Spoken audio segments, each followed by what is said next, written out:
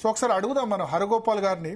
హరగోపాల్ గారు చెప్పండి సార్, చర్చల గురించి మీరు రిక్వెస్ట్ చేశారు, బట్ కేంద్ర ప్రభుత్వం అయితే వాళ్ళు తిరస్కరించారు. ఇవాళ కూడా అమిత్ షా ట్వీట్ చేశారు, నంబాల కేశవరావు చనిపోయాడని చెప్తూ 2026 మార్చి 31 టార్గెట్ పెట్టుకున్నాం, మావోయిస్ట్ రహిత ఇండియాగా చేస్తామని చెప్తున్నారు. అదేనండి, అంటే ఇప్పుడు వాళ్ళేమో ఒక టార్గెట్ పెట్టుకొని ముందుకు పోతున్నారు. అయితే ముందుకు పోతున్నా అని వాళ్ళు స్పష్టంగానే చెప్తున్నారు. దాంట్లో 2-3 సమస్యలు ఉన్నాయి, కానీ వాళ్ళు అవన్నీ ఇప్పుడు ఖాతరు చేసే పరిస్థితిలో లేరు. ఎందుకంటే కాన్స్టిట్యూషనల్ డెమోక్రసీలో ఎవరి ప్రాణం కూడా చట్టాతీతంగా తీసుకోవడానికి వీలు లేదు. అది ఆర్ముడా, లేకపోతే వాళ్ళు విప్లవకారులా, లేకపోతే వాళ్ళు ఎవరైనా కూడా రాజ్యము ఒక ప్రాణాన్ని తీసుకోవడానికి వీలు లేదు అనేది రాజ్యాంగ ప్రమాణం. అది నాగరికత పరిణామ క్రమంలో వచ్చిన ఒక విలువ. రాజ్యం దగ్గర విపరీతమైన బలగాలు ఉంటాయి. వాళ్ళ కేంద్ర ప్రభుత్వం దగ్గర ఉండే బలగాలతో పోటీగా పడగలిగిన వాళ్ళు ఎవరు లేరు. అది చాలా అయితే ఆ బలగాలని చట్టబద్ధంగా రాజ్యాంగబద్ధంగా నియంత్రించి ఆ తర్వాత ఆ బల ప్రయోగం చేయాలి. ఇవాళ మావోయిస్ట్ పార్టీ దగ్గర ఆయుధాలు ఉన్నాయి కాబట్టి ఆయుధ పోరాటం కనుక దాన్ని మేము అంతం చేస్తామని చెప్పి రాజ్యాంగము తర్వాత చట్టం ఉందని పక్కకు పెట్టేసి రాజ్యం ముందుకు పోతున్నది.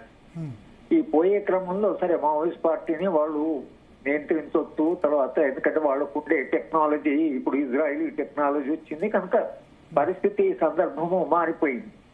కానీ అసలు ఈ ఉద్యమం ఒక 40-50 ఏళ్ళ నుంచి ఎందుకున్నది, ఎట్లా నిలబడగలిగింది, దీని వెనుక ఎవరున్నారు అని ఈ ప్రశ్నలు కూడా ఇప్పుడు అడిగే పరిస్థితిలో లేదు. కేంద్ర ప్రభుత్వం దాని గురించి ఆలోచించడం లేదు.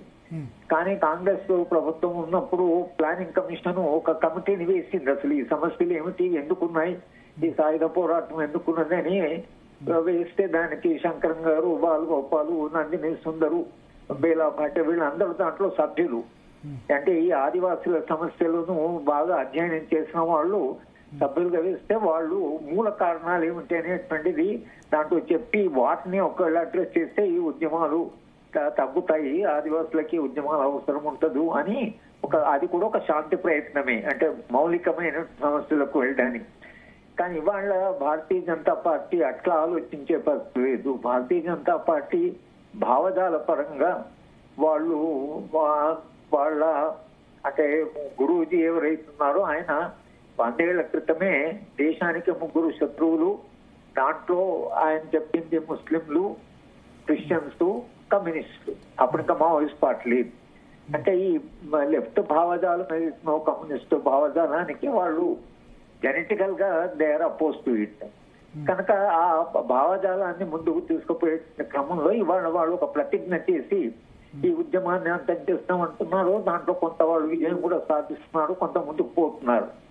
కానీ వీళ్ళందరూ ఇప్పుడు ఆయన ఎంటెక్ చదువుతున్న విద్యార్థి ఎందుకు నేను కాలేజీ వదిలేసేసి అంత పెద్దగా ఒక ప్రతిష్టాత్మకమైన సంస్థలో చదువుతున్న వ్యక్తి ఎందుకు వెళ్ళాడు అనేటువంటిది ఆలోచించడానికి కూడా ఇప్పుడు అసలు ఎవరు సిద్ధంగా లేరు. కేంద్ర ప్రభుత్వంలో అధికారంలో ఎవరు కూడా సిద్ధంగా ఎందుకు పోతున్నారు వీళ్ళు, అసలు ఏం చేస్తున్నారు, ఏం అడుగుతున్నారు, ఎందుకు కొట్లాడుతున్నారు అనే సమస్యలు లేకుండా ఆయుధాలు వాళ్ళకి ఉన్నాయి కాబట్టి మేము వాళ్ళని నిర్మూలిస్తామని అంటున్నారు. సరే, ఆ విషయంలో ఇవాళ జరిగినటువంటి ఎన్కౌంటర్ నిజంగానే ప్రధానమంత్రి, హోంమంత్రి అన్నట్టు వాళ్ళకి ఒక రకంగా ఆయన మైల్ స్టోన్ అని అన్నారు. సరే కానీ వాళ్ళు ఏ సమస్యలకైతే పోరాడుతున్నారు, ఆదివాసుల హక్కుల కొరకు పోరాడుతున్నారు, అక్కడ ఉండే ఖనిజాలను కాపాడడానికి, ఖనిజాలన్నీ చాలా జాగ్రత్తగా ఉపయోగించాలని పోరాటం వెనక ఉండేటువంటి ఉద్దేశాలు ఏవైతున్నాయో అవైతే ఆ సమస్యలు ఉండిపోతాయి. ఒకవేళ ఈ ఉద్యమం